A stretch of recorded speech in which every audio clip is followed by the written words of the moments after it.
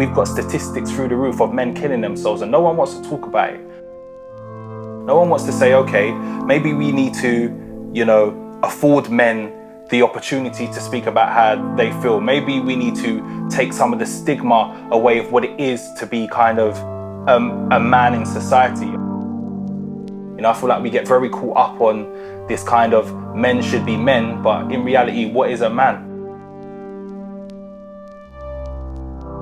Like, what do you need as a man to be the best possible person you can be, not in society, but for yourself, you know, to feel good about yourself? Men are walking around with all these emotions and society's telling them not to talk about it.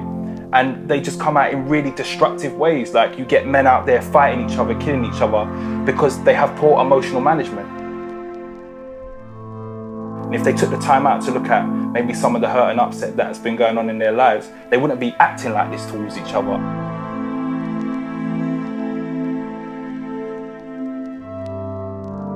I think for me, mental health, the relationship is probably rooted in a lot of trauma. So my depression when I was younger was a result of my cousin who was my best friend being murdered.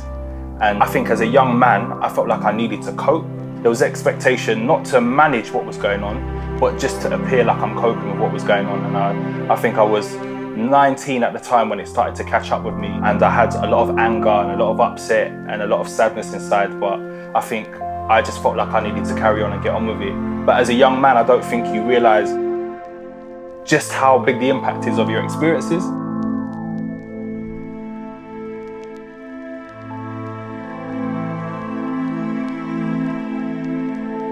I didn't realise that hit me so deep, and I didn't understand what depression was until it finally caught up with me. And I've experienced it firsthand, but I've also had friends who have attempted to take their lives just because, you know, they don't feel like they're able to verbalise what's going on. I feel like in society, men are kind of socialised not to speak.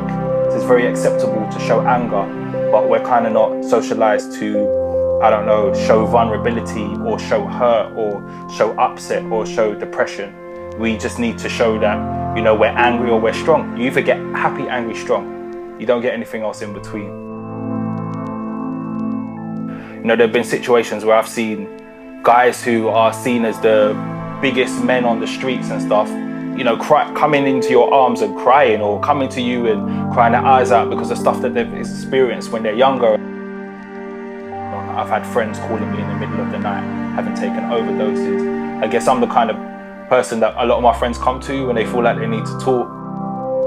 When I've seen, you know, just a lot of men bursting to have a conversation about something, but all of this kind of expectation and stereotype and kind of societal view and community expectation, all of those kind of stuff just prevents them from coming to have, you know, real life conversations. And I just feel like people need to know you are loved, and it is okay to not feel okay. And if you need to have a conversation, it's okay to say to somebody, I'm not coping right now. I'm not okay. Like, what's going on with me is not something I feel like I can manage on my own.